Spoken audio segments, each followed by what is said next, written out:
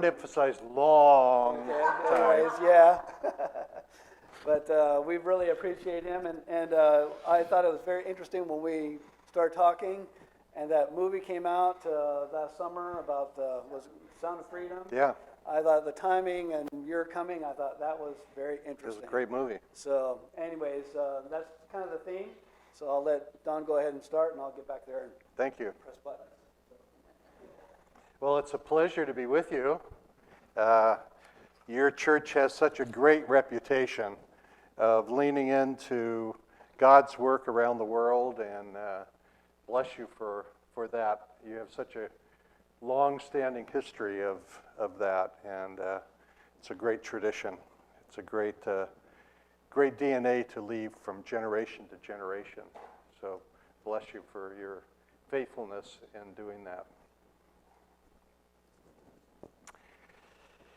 When we look back in time, it becomes very evident that ordinary people have emerged in various seasons that have made dramatic impact on their generation, and even beyond their generation, sometimes even changing the course of history.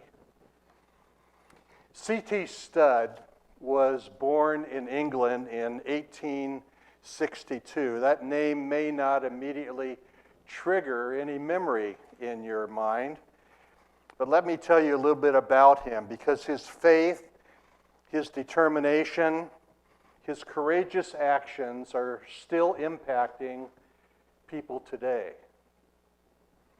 C.T. Studd was born into a wealthy English family, and he came to a personal relationship with Christ when he was in his late teens.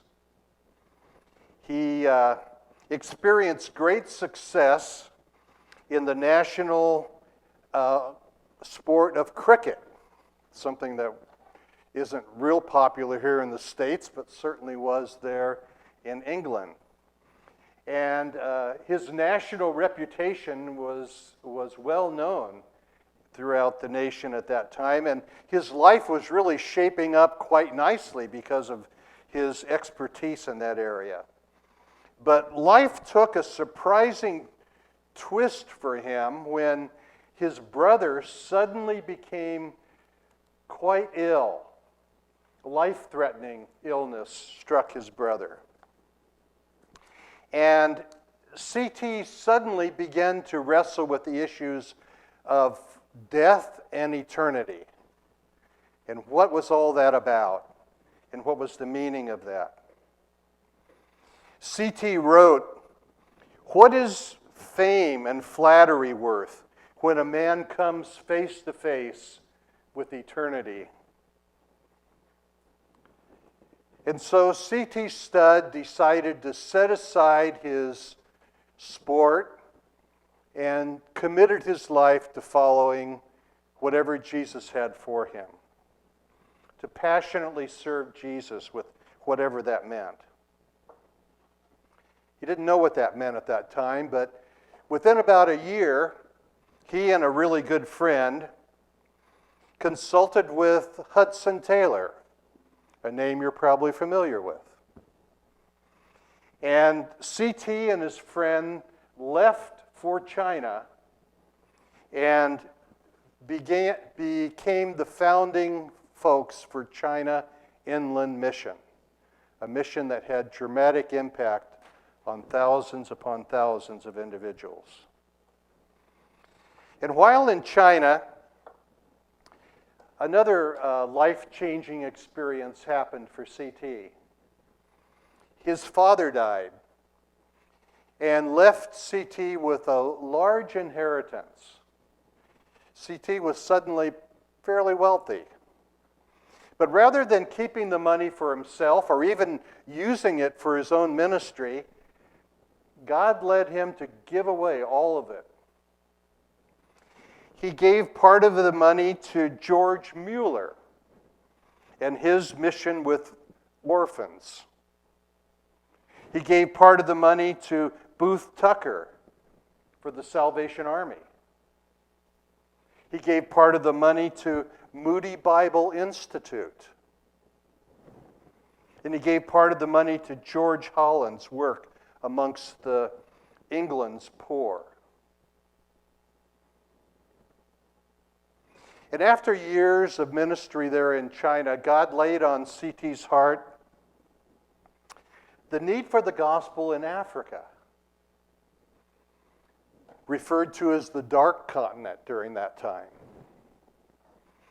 But C.T.'s health was not good, and he didn't quite know what God was stirring in his heart. But he wrestled with it, and he wrote this: "The shame sank deep into one's soul. Why have no Christians gone?" And it was as if God was replying to him, "Why don't you go?" "The doctors won't permit it," he said to himself. But C.T. heard God's invitation again. "Am I not the good physician? Can I not see you through? Can I not keep you there if I send you?" C.T. knew he had to go. But he was in ill health. He had no money, and he thought he was too old to go. Businessmen refused to support him unless the doctors would give him the okay to go, and that was not to happen. So there was no hope for C.T. to go to Africa. Hearing this and thinking it through, C.T. said to the business people one day, and I quote, "Gentlemen, God called me to go, and I will go. I will blaze the trail, though my grave may only become a stepping stone that younger men may follow. If Jesus Christ be God and died for me, then no sacrifice is too great for me to make for him. Some want to live within the sound of church or chapel bells. I want to run a rescue shop within a yard of hell." He had a passion that was from God. And so without funds, C.T. left for Africa. And God provided for him for the next 20 years serving in Africa until he died there.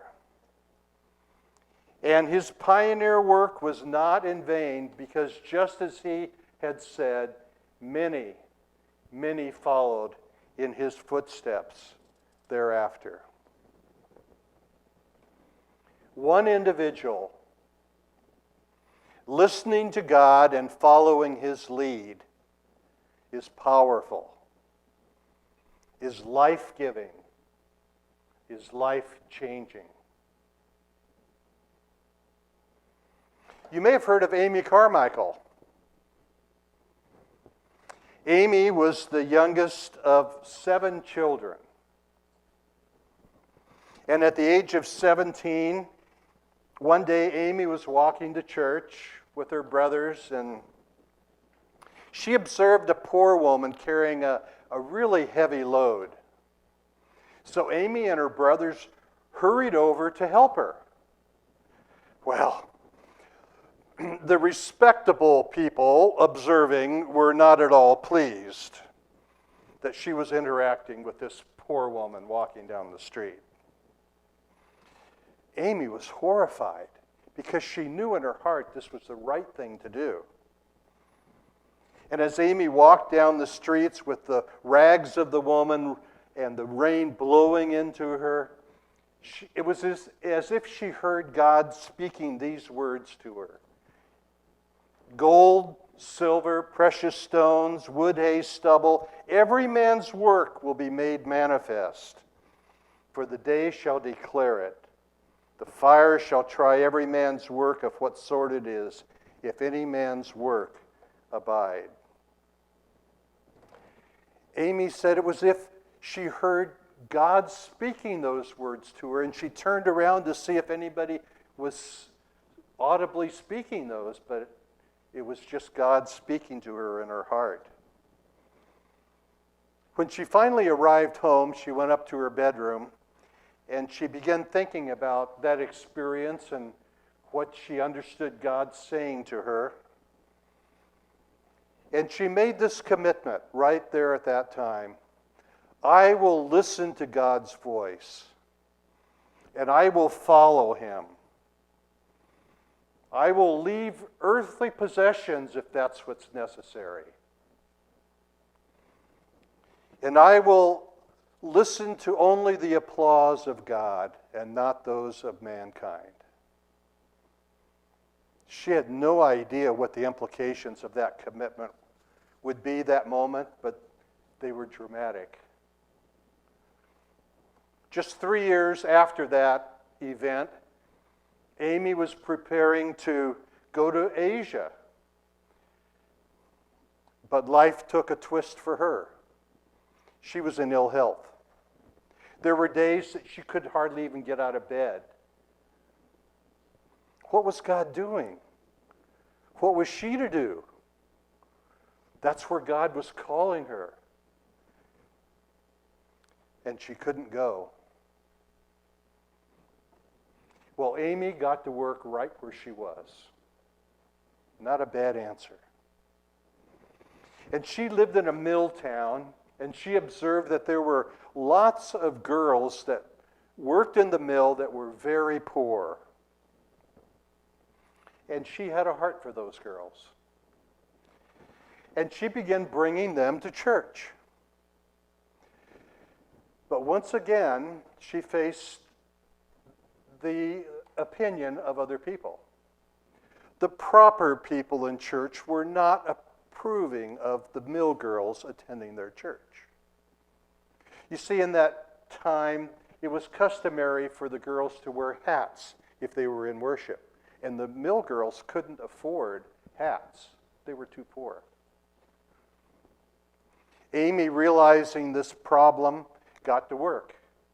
And soon the mill girls began to come to church with shawls over their head.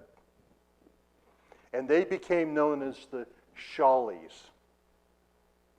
And God began to transform their lives. After a period of time, Amy moved to another community, another mill town, and began caring for the girls in that city. And once again, many lives were transformed because of the love of Amy and the desire she had to share the love of Christ with them. And then it was time. God was actually opening up the opportunity for her to go to India. And she was thrilled.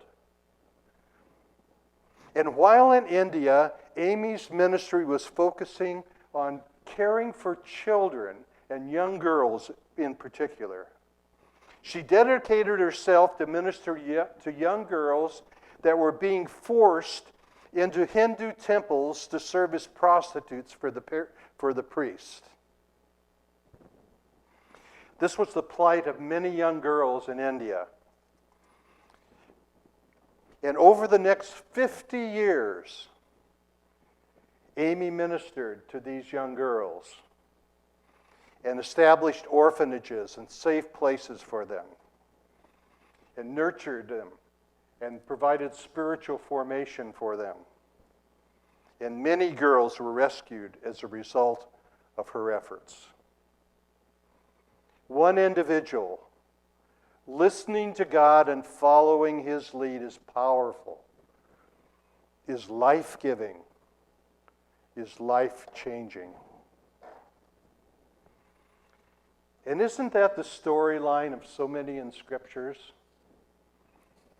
Biblical history is filled with accounts of individuals who dramatically impacted their times. Individuals who listened to God and followed his lead. individuals like Moses, who encountered Jehovah God at the burning bush. He heard God's assignment to return to Egypt, to help his people to confront Pharaoh. Moses was overwhelmed by the assignment. And essentially he said, "There's no way I can do this. I just can't do that. You got the wrong guy, God." Moses himself left an account of this conversation with God, and we find it in the book of Exodus, chapter 3. Let's listen in on the dialogue. Let's pick it up in verse number 11. "Who am I to appear before Pharaoh? Who am I to lead the people of Israel out of Egypt?" God answered, "I will be with you. I will be your sign that I am the one who sent you. When you have brought the people out of Egypt, you will worship God at this very mountain." But Moses protested. Skipping to verse 14, God replied to Moses, "I am who I am. Say to the people of Israel, I am has sent me to you." And then down in verse 16 we hear, "Now go." And you know the rest of that story. One individual who listened to God and followed his lead had a powerful impact on changing the course of history. And do you recall the story of Gideon? Gideon lived in a tumultuous time. His people were under siege when we first encountered Gideon. And we find that account recorded for us in the book of Judges, chapters 6 through 8.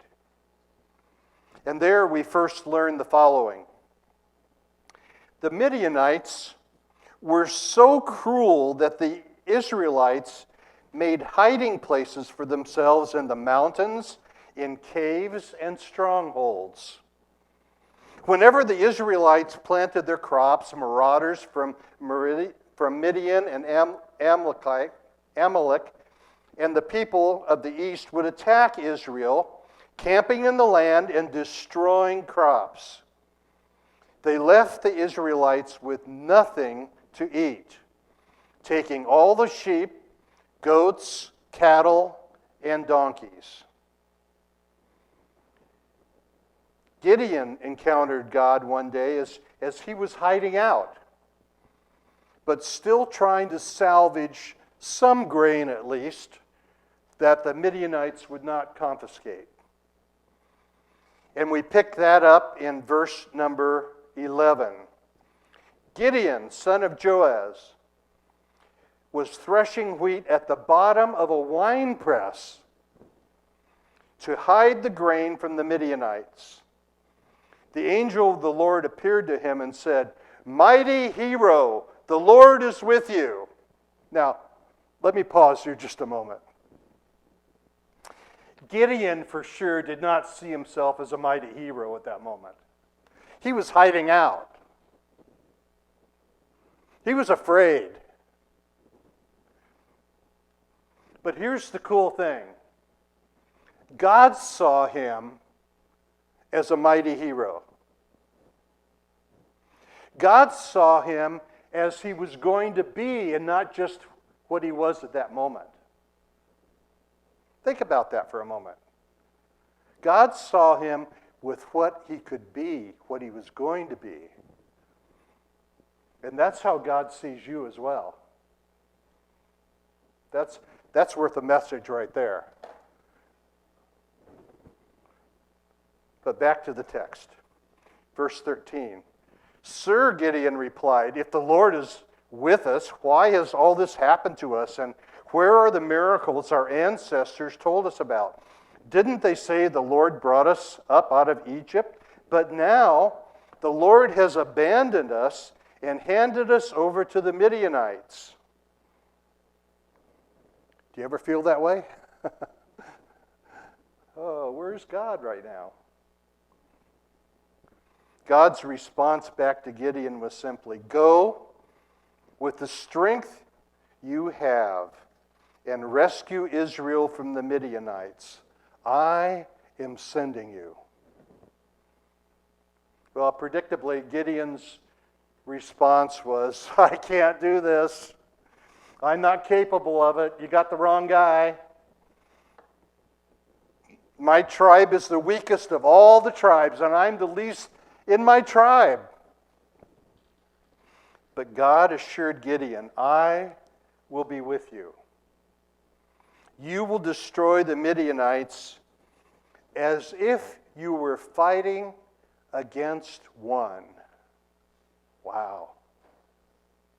It's going to be easy, Gideon, because I'm with you. And so Gideon listened to God, followed his lead, and with God fighting for Israel, freed Israel from the Midianites in dramatic fashion. It's an account worth reviewing in Judges chapters 7 and 8. One individual listening to God and following his lead is powerful, is life-giving, is life-changing. And then there's Noah, Abraham, Elijah, Esther, David,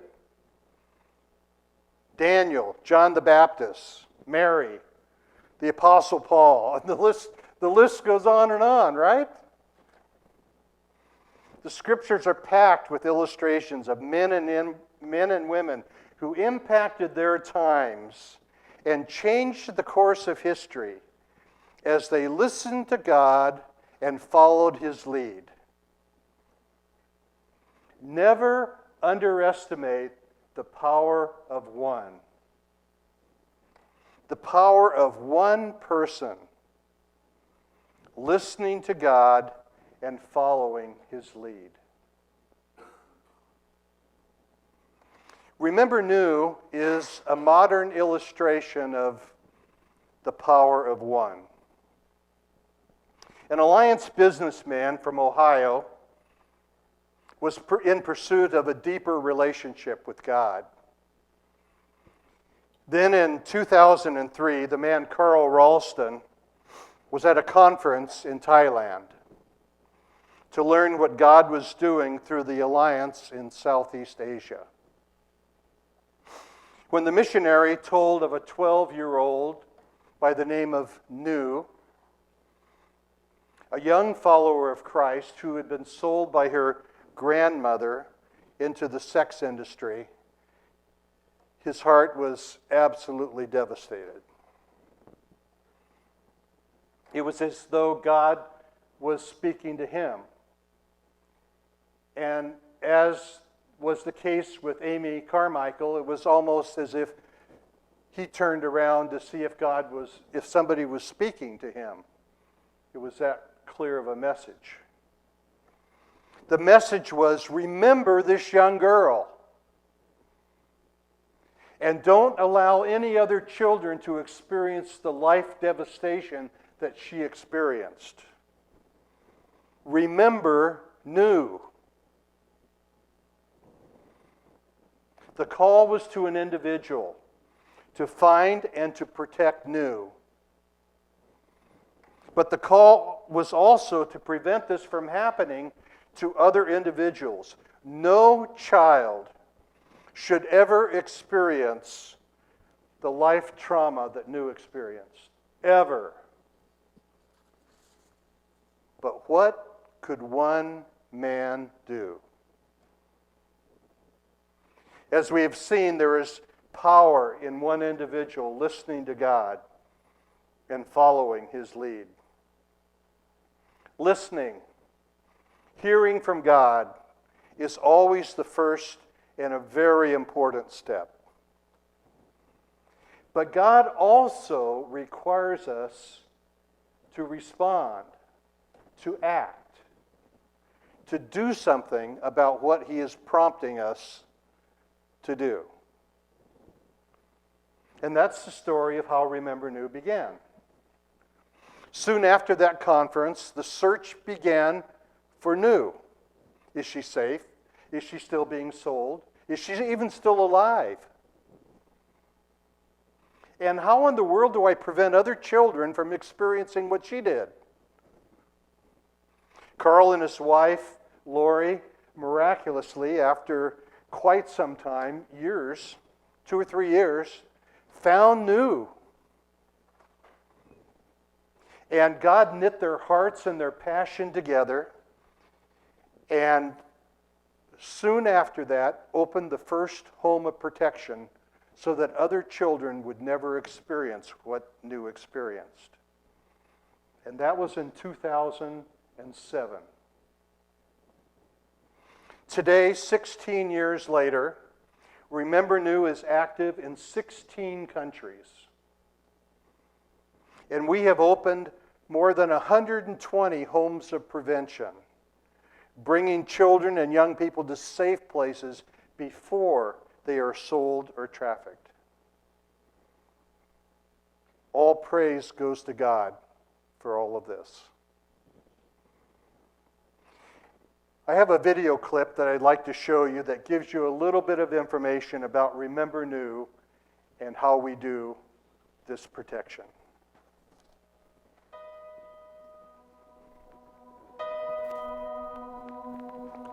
There's a lot of brokenness and suffering in our world today, but there's also a whole lot of hope. Remember New is one of those stories of hope. One of the things going wrong in the world is that 1.2 million children are being trafficked into the global child sex trade each year. Remember New is a nonprofit committed to ending child sex slavery through prevention. We identify children who are at risk of being sold, and we essentially get to them before the bad guys can, so that we can remove them from their vulnerable situation and prevent them from being sold into slavery.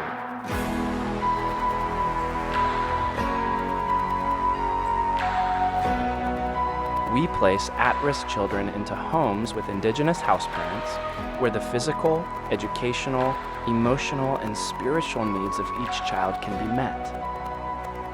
One of the countries where we do work is Kenya. Kenya is a beautiful and lush country, but the children of Kenya are troubled by many things. Not only the common African enemies of poverty and HIV, but Kenya's tourist economy also makes it a hotbed for child sex trafficking. Children in the streets are particularly vulnerable to commercial sex slavery, forced begging, and domestic servitude, which is often also a front for sexual exploitation. Another issue unique to Kenya can be found amongst the Maasai tribe, where a common practice is female genital mutilation, or FGM, in which girls between the ages of 12 and 14 are forced to be circumcised in a very painful process as a coming-of-age ritual. For the girls who survive FGM, many are then sold to older men as child brides. We are happy to now have over 20 children's homes in Kenya, where hundreds of at-risk children have found safety and protection from sex slavery and female genital mutilation.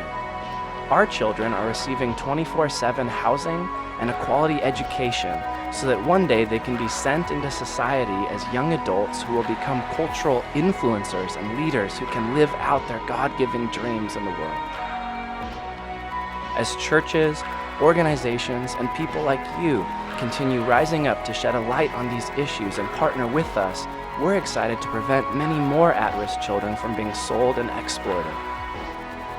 What's happening here in Kenya is just one example of the real and tangible hope that can come from people like you and I caring and choosing to do something about the brokenness we see in our world. We wanted to say thank you for being a part of this joyful movement and for joining with us in ending child sex slavery through prevention.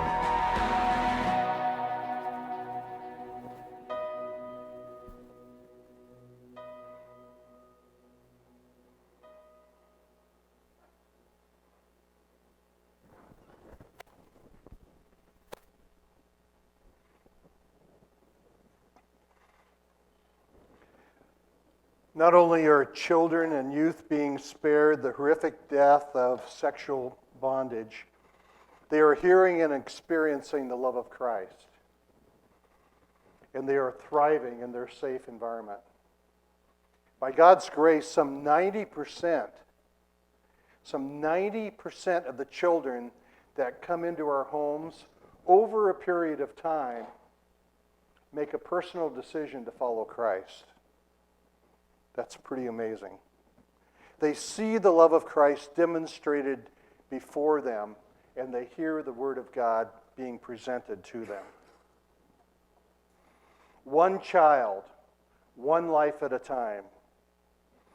God is enabling Remember New to protect, to love and care for children at risk, one child at a time. Hope is being birthed. Lives are being transformed. The heart and passion of Remember New is at its core to express the love of Christ, the overwhelming love of Christ to every individual, especially to those overlooked, neglected, those at risk. Even this year, we have entered into new countries where trafficking is a problem. We have entered Brazil, Sierra Leone, Liberia, and Bangladesh. We continue to look for places and the people that we can partner with in those countries that share our vision to protect children. And there's a place in this story for you. You can be one individual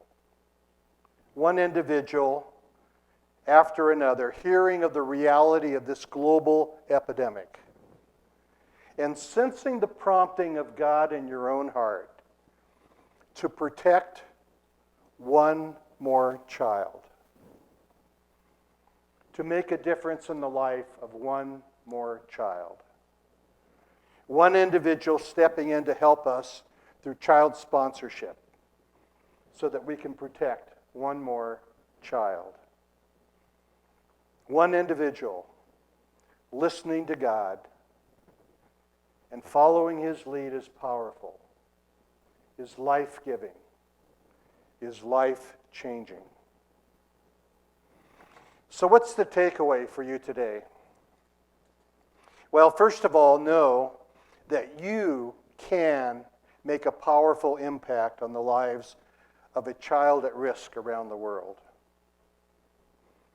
It seems like such a global problem. How can I, here in Wolf Creek, make an impact? You can. Never underestimate the power of one. The power of you personally listening to God and following His lead. Never underestimate the power of saying yes to God. Start by spending time with God, listening to His voice so that you recognize His promptings so that you can follow them. Get to know that voice. And then act, because He calls us to obey, regardless of outside pressures, even regardless of the many rationals, why not, that might come to your mind, or the barriers that might pop into your mind as to what might prevent you or discourage you from following the lead that you sense from Him. And then stay with it. It might not go as expected.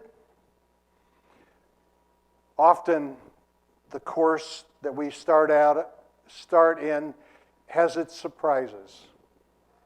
But keep listening and following. Be in it for the long haul, as long as God confirms that direction. I wonder, is God whispering something in your ear today? I pray that God would give you a holy stubbornness to act, to respond. God might be asking some of you to help remember new, to protect, love, and care for a child at risk around the world. You can make a difference in a child's life. I provided for you in the bulletin an insert where you can easily respond. And I'll be back at the back and be glad to answer questions about that. But I would encourage you to listen to God's nudging as you look through that handout and see if God is asking you to help a child at risk. You may not feel that your little will help at all, will make any difference, but that is not true. Recall with me one day in the ministry of Jesus, when thousands went out from their towns and villages to listen to Jesus. And evidently they had no idea how long they were going to be listening, because they didn't bring any food with them. But there was one boy in the crowd who must have been carrying his family's lunch pail. Had 5 loaves and 2 fish. What was that going to do amongst the 1,000? It wouldn't make a difference. My one little... Seriously, should I give that up to help when it's not going to make a difference? But in the hands of God, it made all the difference, didn't it? What you have to offer may seem so insignificant, unimportant, even a waste of effort. Offer it up to God anyways and see what He does. Helen Keller, while herself blind and deaf from the age of 19 months, helped improve the lives of millions of people with auditory and visual impairments. Helen fought for the rights of the overlooked ones. And she never allowed her disability or her frailty to be used as an excuse for what she couldn't do. In fact, she's reported to have said the following: "I am only one, but still I am one. I cannot do everything, but still I can do something. And because I cannot do everything, I will not refuse to do something that I can do." One individual listening to God and following His lead is powerful, is life-giving, is life-changing. Be the one. Be the one. Let me pray for you. Father God, we just ask that we would carefully listen to your voice, and whatever you might be saying to us, give us the courage, give us a heart that is willing to follow. And we trust you with whatever you want to do with that, because we're asking in the powerful name of Jesus. Amen.